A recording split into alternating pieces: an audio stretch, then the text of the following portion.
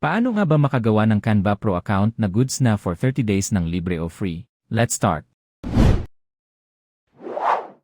Sa iyong computer, i-open ang iyong internet browser. Then, pumunta sa canva.com. Next, i-click ang sign up. Sunod, i-click naman ang continue with Google. Pwede rin namang i-click ang continue with email kung meron kang ibang email. Sa choose an account, i-log in lang ang iyong Gmail account. Then click continue.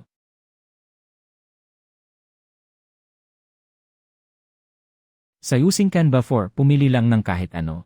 Then click skip personalization. At i-click ulit ang skip.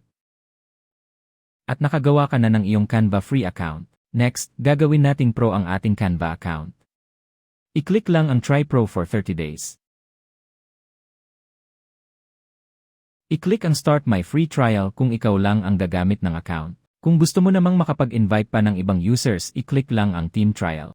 Para sa tutorial na ito, Team Trial ang aking pipiliin. Then click Try It Free for 30 days. Then click Next. Sa payment method, i-click ang GCash. Then click Get Your Free Trial.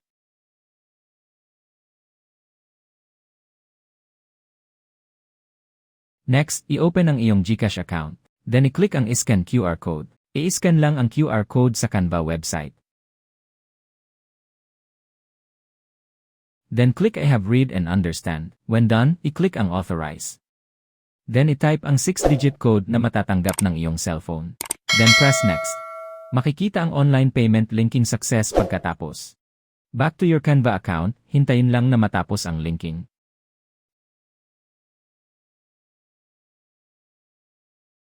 At nakagawa ka na ng Canva Team Pro account for free. Goods ito for 30 days. Pwede ka ring mag-invite ng iba pang account para maka-access din sila ng libre sa Canva Pro.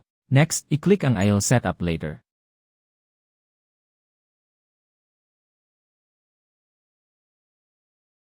Sunod, i-click naman ang iyong profile picture.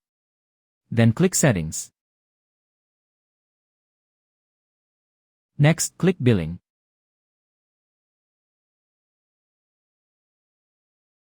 Under Subscription, i-click lang ang Cancel Plan. Sunod, i-click naman ang Cancel Completely.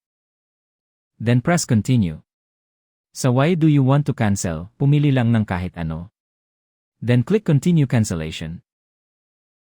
Makikita na kahit kinancel ko na ang subscription, meron pa rin akong 29 days Canva Pro trial. Mahalaga na kanselin na agad ang iyong GCash na nakalink sa iyong Canva account, para hindi ito automatic na mabawasan ng pera after 30 days. Next, i-click ang Close.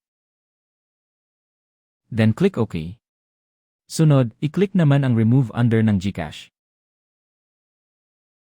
Then i-click ulit ang Remove para ma-confirm. At nakagawa ka na ng libreng Canva Team Pro account. After mag-expire ng iyong Canva Pro account, pwede ka ulit mag-register ng bagong Canva Pro account gamit ang ating tutorial. Pwede mo itong gawin ng paulit-ulit. Salamat po sa panonood. Don't forget to like and subscribe. If may tanong po, comment lang po sa baba. Thank you.